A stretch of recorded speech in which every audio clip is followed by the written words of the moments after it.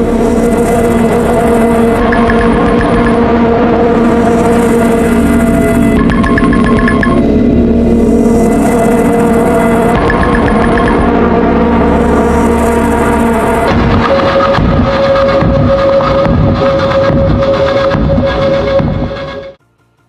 what's up everybody? It's your boy Jay from D&J Movie Reviews. I'm back again with another video.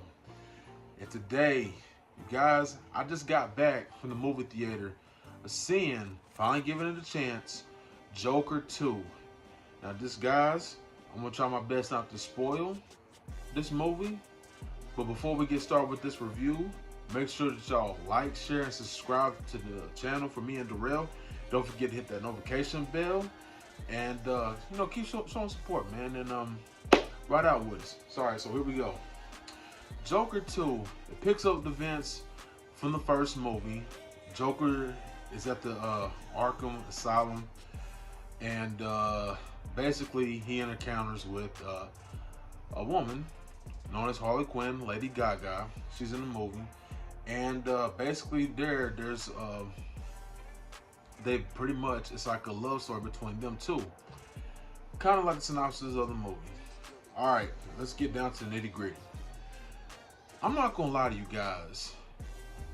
The movie had a lot of really good dope scenes in the movie.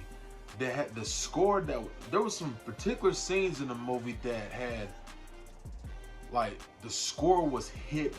Like, honestly, some of the score in the movie, where there was one part in the movie where, I'm not gonna go into detail and everything, but it just gave me chills in my spine.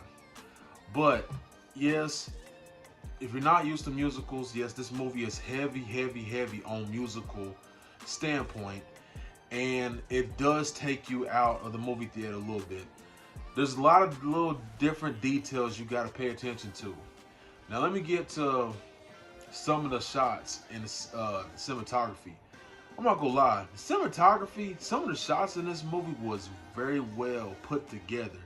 Todd Phillips, you did do a good job with certain scenes, man, and I like how some of the close-up, those angles and everything, how the way you incorporate that, it was dope. It was nice to see. It was a breath of fresh air.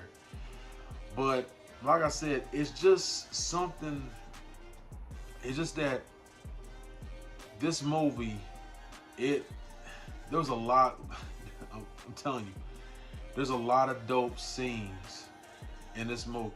Even though that some of the stuff, like, that was in his head and everything, he was living in a fantasy world, some of those, honestly, I'm not gonna lie, it should have been a reality, if you ask me. If you ask me by chance, it should have been in reality. But some of the dope shots were like in his head and everything. He was imagining some of this stuff, and I was like, come on, man.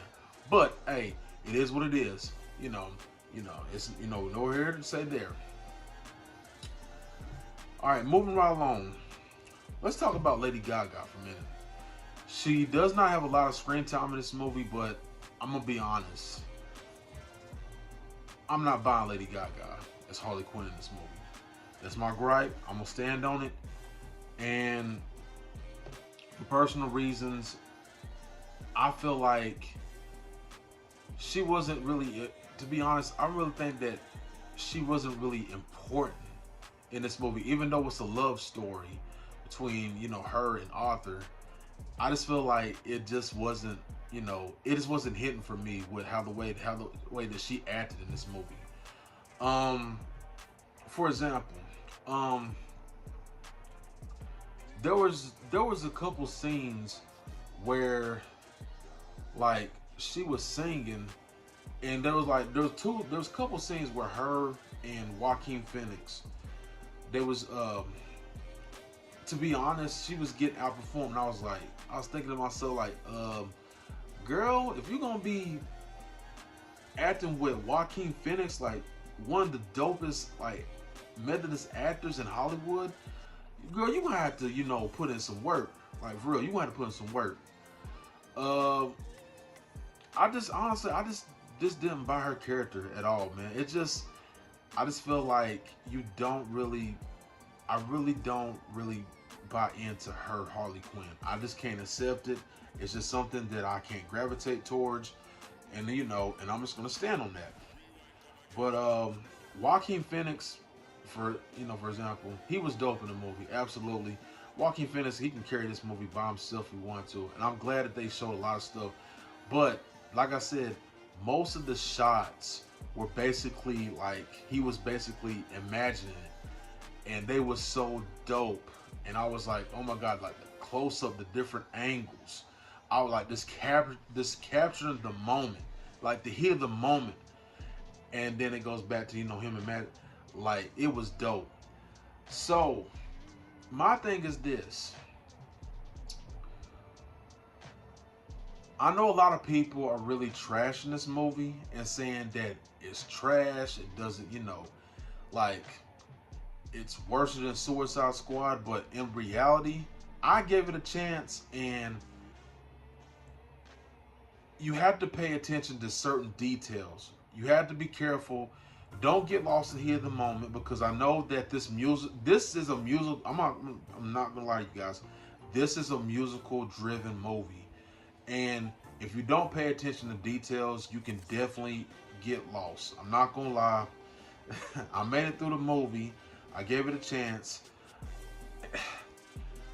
I ain't gonna lie, the movie did abuse my brain. It did abuse my brain, so I'm hoping that I get some sleep real good tonight.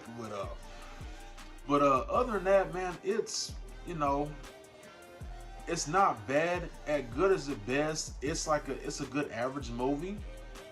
But like I said, to be honest, if this movie was not heavy, even though you can have some of the musical elements in the movie, it did not need to be like heavy musical incline, because you're basically taking a lot of stuff.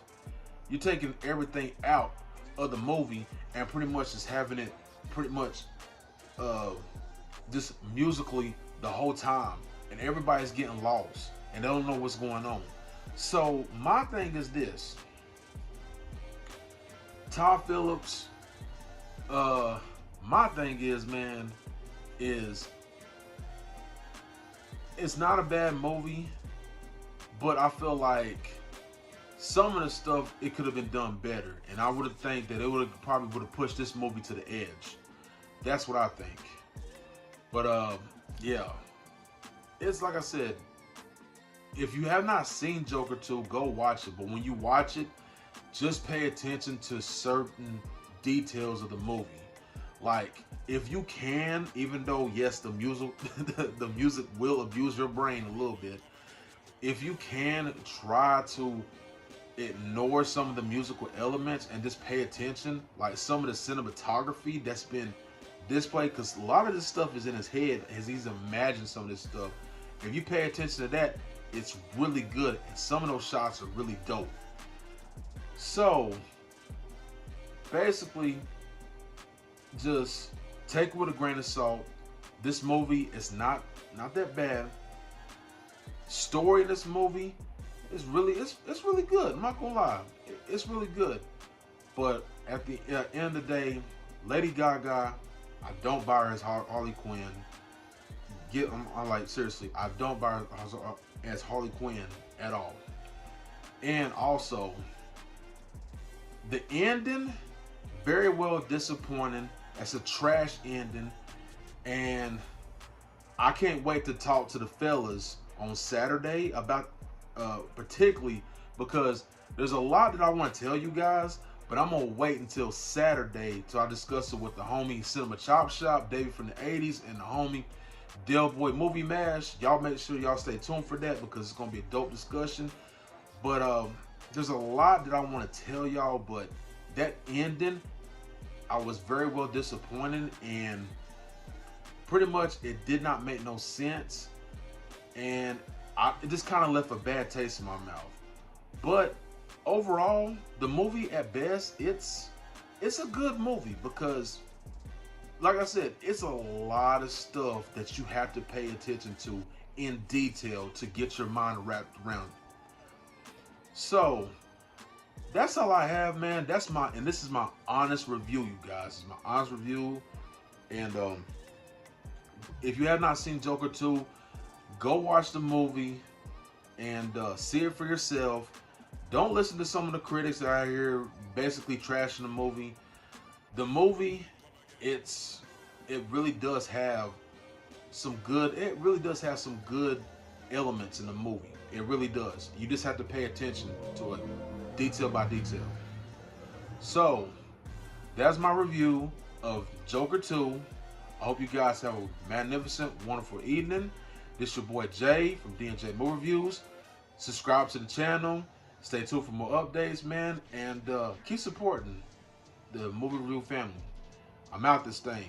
Y'all be good. Peace.